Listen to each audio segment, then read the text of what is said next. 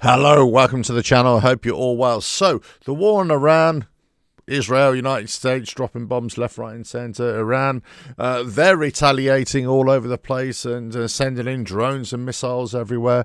Saudi, so the Gulf states, Dubai. You've heard the news. You know what's going on. The problem is, as we know, that any slight little thing in the world these days affects everything else, and especially energy charges.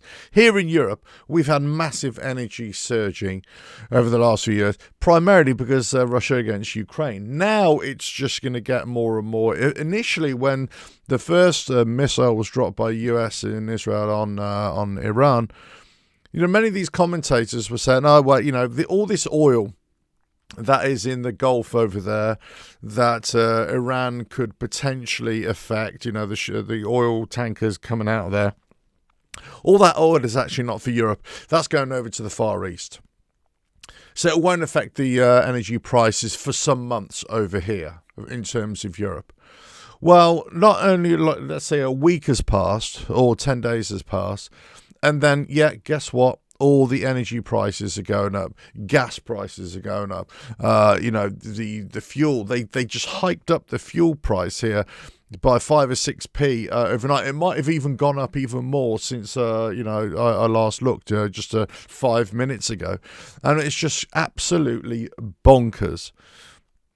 And you kind of think, how much does it take for there to be support for any conflict, whether you're on the right or the wrong, or where you believe in it, left, right, and centre, when things start to impact you or everything that you are trying to do in your own country, where you're not actually involved in this conflict. This is other countries getting involved. This is other power brokers getting on. And you kind of think, well, actually, who benefits out of this? Who benefits out of it? Because everyday people, it appears to me, do not benefit out of this.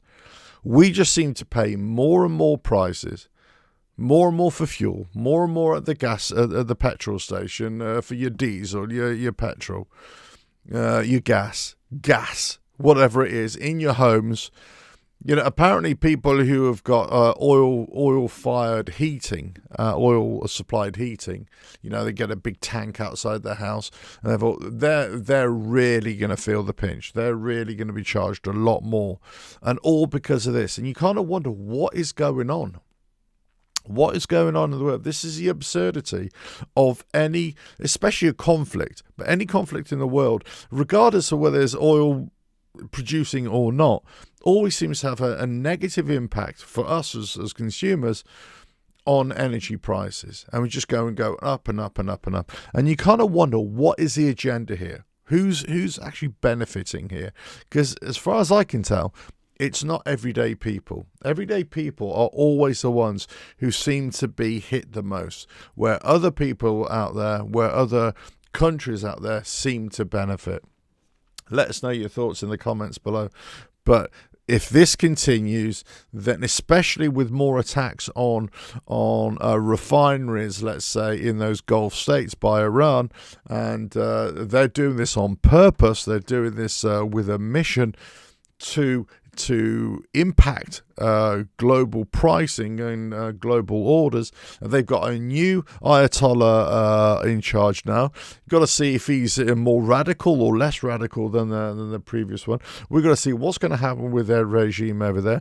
It doesn't matter what the likes of Israeli leaders or American leaders say, "Oh, we're going to do this," and they're going to bow down to us. And you're not going, this is big decisions that are being made, and people who will suffer, not only those people on the ground there, but everybody around the world.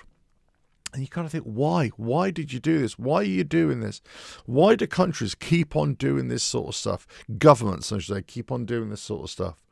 I don't want to get all peace and love on everybody, but at the same time, surely, peace and harmony in the world would be a lot better for everybody, wouldn't it? And maybe that's a naive view of the world, but certainly maybe it's more of a utopian world. But every time you look at the petrol prices or the gas prices, there's always seemed to be the fragility of stability is always there. Any slight trigger seems to push it right back up again. And it never seems to come back down so quickly. It goes up really quickly, but never comes back down. Let us know your thoughts in the comments below.